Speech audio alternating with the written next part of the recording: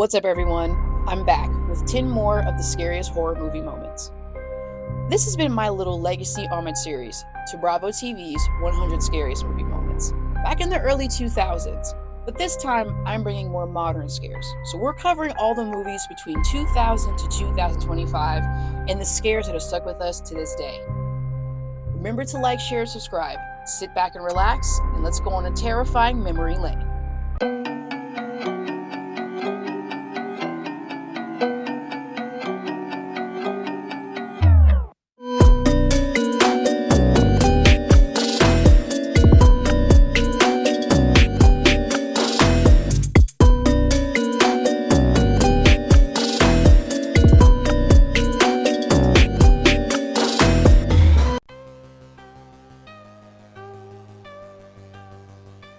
At number 70, the Babadook, or as I like to call it, the only thing scarier than the Babadook was a little homie himself.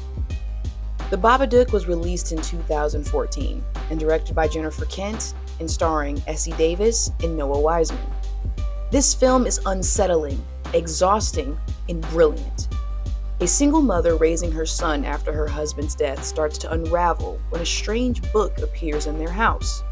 One that warns of a shadowy figure known as the Babadook. The scariest moment, when that voice comes through the walls, whispering,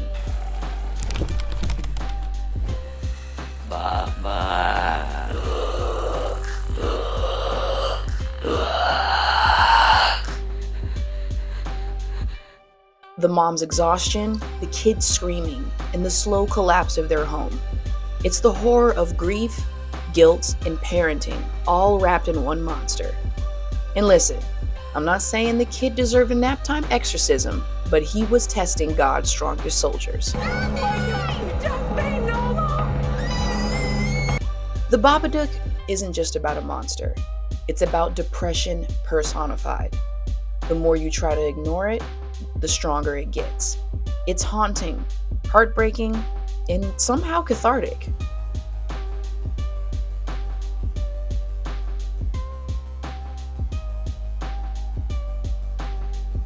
At number 69, The Last Exorcism, the movie that had everyone sleeping with their lights on in 2010.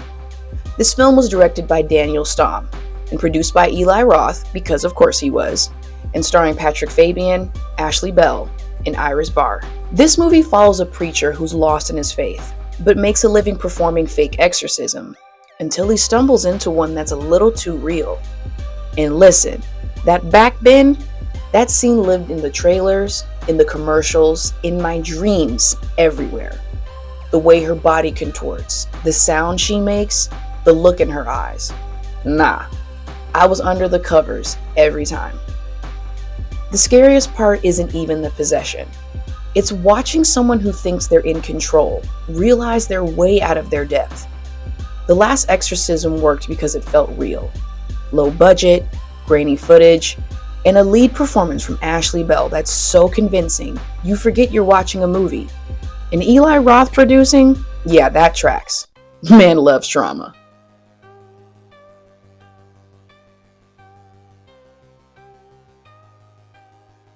At number 68 is The Visit, aka Irresponsible Parenting, the movie. I don't know, the entire premise of this movie is weird because it's like you just send your children to go be with your parents. You haven't seen them in years, but you're just sending them away. I don't know. That was weird parenting decision making.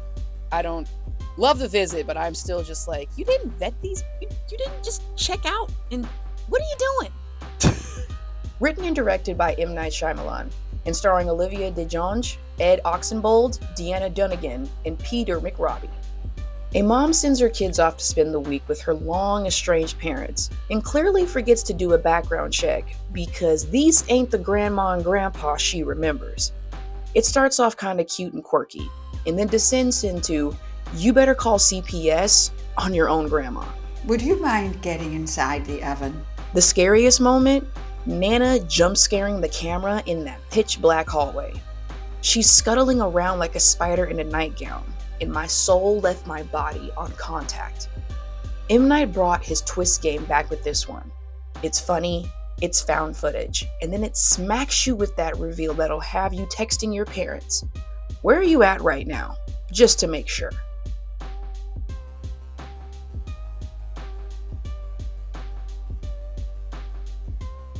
At number 67, we have The Clove Hitch Killer, the most suburban horror you'll ever see.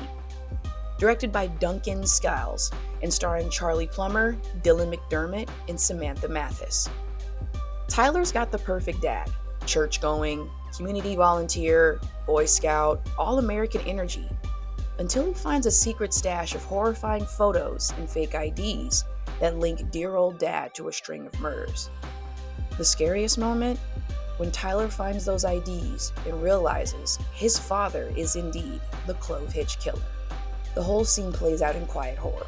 No music, no screams, just shock. It's not about what he sees, it's about what we know he's realizing. The Clove Hitch Killer works because it feels real. It's what happens when evil hides behind barbecues and Bible verses. Dylan McDermott plays that Midwestern creep so perfectly it makes your skin crawl. And yeah, it's an obvious nod to BTK, down to the soft, calm spoken demeanor and the idea of a monster hiding in plain sight.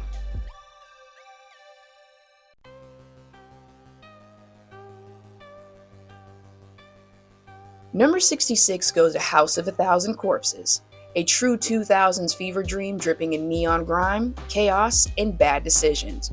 Oh, and a lot of filthy language. 1. Fuck your mama. 2. Fuck your sister. Directed by Rob Zombie and released in 2003. It stars Sid Haig, Sherry Moon Zombie, Bill Moseley, Rainn Wilson, and Karen Black. It's camp, it's carnage, and it's the birth of horror's most deranged families, the Firefly Clan. Rob Zombie gave us a movie that feels like if Texas Chainsaw Massacre dropped acid and then wandered into a roadside carnival. The scariest moment? Fish Boy. Because I don't know about you, but I did not need to see Dwight Schrute turned into a sea creature. That reveal scarred an entire generation of Office fans before The Office even existed.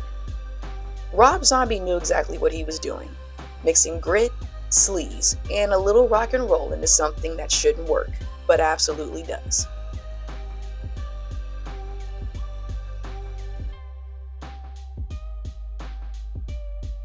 Number 65 is VHS, the found footage horror anthology that said, "What if chaos had a camera?"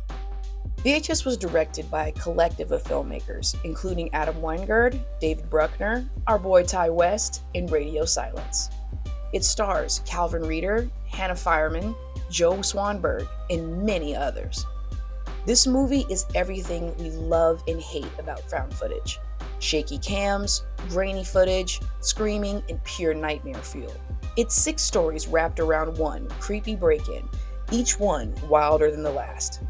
The scariest moment? The Halloween segment. The guy's trying to save the girl from a cult ritual, thinking they're the heroes, only to end up trapped and smashed by another vehicle. It's the gut punch, where you realize good intentions don't always mean survival. VHS works because it feels like something you shouldn't be watching. It's chaotic, mean, and raw, like someone found all the cursed tapes that Blockbuster refused to carry.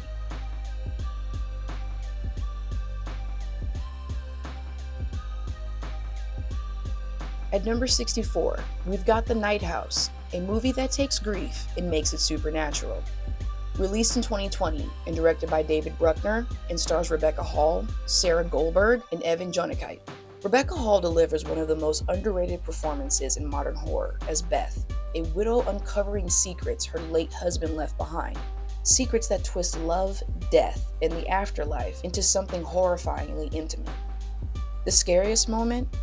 That quiet, spine-crawling scene when she thinks she's having an intimate moment with a ghost and asks, "Owen?" And it answers, "I'm not Owen. Girl, bye." This film is a slow, unnerving heartbreak.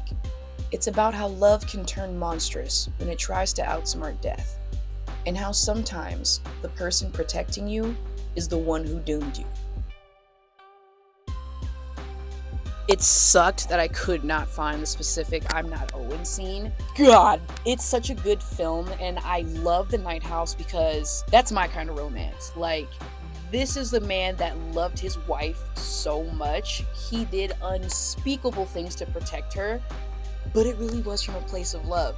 Like, if you're a romance girly, you might not like The Night House. The Night House might be your horror film. I'm just saying.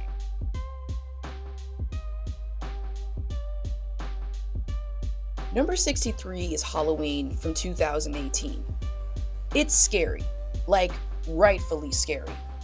It was directed by David Gordon Green, and it's starring Jamie Lee Curtis, Judy Greer, Andy Matichak, and James Jude Courtney. Michael Myers freaks me out more than Leatherface, Freddy, and Jason combined. There's no reason. There's no motive. He's just a big, looming, silent force of evil that does not stop. And that's what this movie gets so right. When he impales that poor kid through the jaw on the fence, that bone crunch, the sound drop, and that faint guitar stinger that slides right into your nerves, nah, that's horror craftsmanship.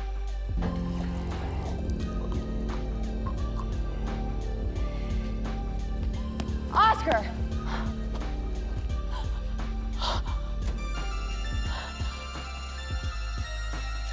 Michael doesn't just kill people, he mauls them. That's the weight behind it. You feel every ounce of pain and terror. And honestly, this Halloween sequel is proof you gotta give slashers their respect. When done right, they aren't just gory, they're stressful. They make you paranoid, sweaty, and scared to look out your window.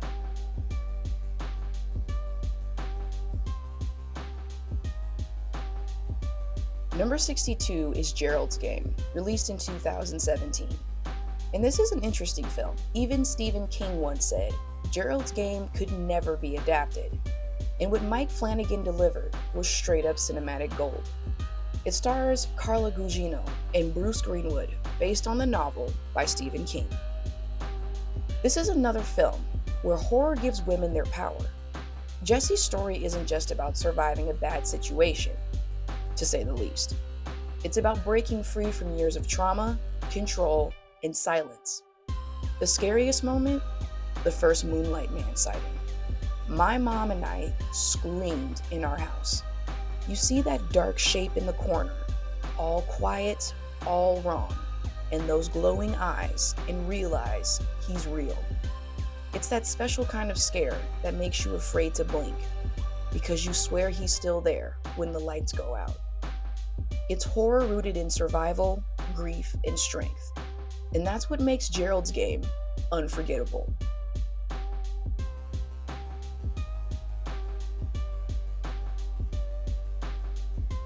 Cloverfield is a core memory for every 2000s horror kid. It was released in 2008 and was directed by Matt Reeves and produced by J.J. Abrams. It's found footage chaos that's iconic. The camera shaking, people screaming, no explanation. It made you feel like you were running for your life through New York. What makes it brilliant is perspective. Forget the soldiers, the scientists. Cloverfield shows us what it's like to be civilians caught in the madness. It's not about fighting the monster. It's about surviving the night. And listen, I will never forget watching it at my aunt's house. When Marlena exploded, the whole room went silent. We were just staring in disbelief. That scene, her silhouette bursting on the other side of the curtain, horror perfection. You don't even see it clearly, but your stomach drops anyway. Cloverfield doesn't just scare you, it traps you in the panic. No soundtrack, no hero shot. I still remember watching Cloverfield at my aunt's house, and I remember that when they bring Marlena back, and then you just see her like, I just remember we were all like, no. Just fear, confusion, and a monster you barely see. And that's what makes it unforgettable. So that was episode 4. 10 more of the scariest movie moments. We're getting closer and closer to number 1. So remember to tune in for the next episode. Like, share, and subscribe.